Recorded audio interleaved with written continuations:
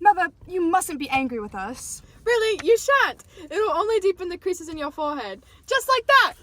What she means to say is we are sorry, but truly it is not our fault.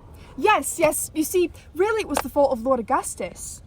More like the fault of his being born with too big a head for his small beady eyes and excessively perspiring palms. Martha, really, you are of no use. No, she is quite right. You see, Lord Augustus was entrapped by Miss Eloise. The tediously inept granddaughter of the crone Mrs. Witherwick. Oh yes, that I would agree with.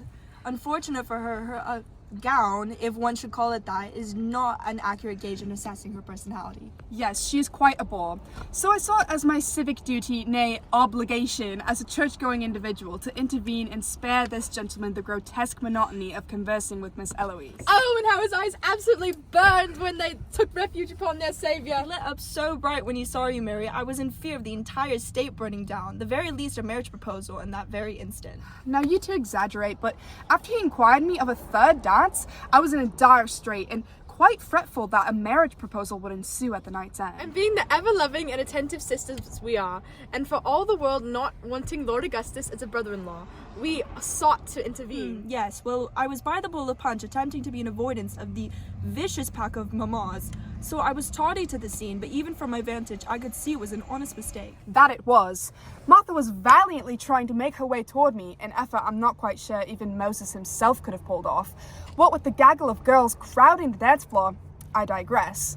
I reached out to grab her hand to save me from my ghastly fate, but, well, it wasn't her hand I grabbed. Yes, it would be her luck that Mary missed my hand and clasped onto the suitor adjacent to me, Sir Percival Pembroke of Pembury And Place. truly, he never fails to introduce himself in this manner. Even his indulgent name doesn't live up to his haughty demeanor, though one has to give compliments to his lungs and his articulateness for being able to pronounce his title nearly every other sentence.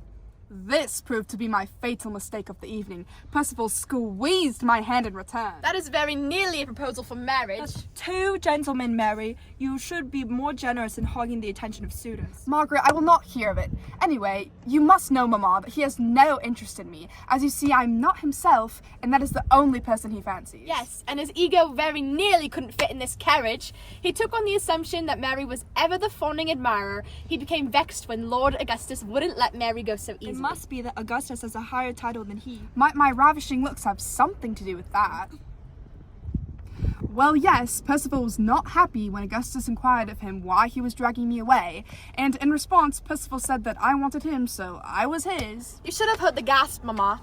I thought God himself decided to take away the oxygen at that very moment. So I decided to grab Augustus's hand and lead him away so that there might not be an outright brawl. And from my vantage, still hiding behind the punch bowl, I saw the greedy mama's eyes light up when this happened, and I could see them riding the scandal out in their minds, so I decided to accidentally knock the punch bowl over. My right ear is still ringing from the shriek Jane let loose. Rather unfortunate she was wearing white. Also rather unfortunate she saw me staked out behind the punch bowl, because no one should have known it was me otherwise. Yes, however, the scream did an excellent job of capturing the attention of Percival and Lord Augustus, so Martha and I were able to take leave without them noticing. So you see, Mama, no actual marriage proposals were able to be dealt out. And I'm sure Jane's dress will wash.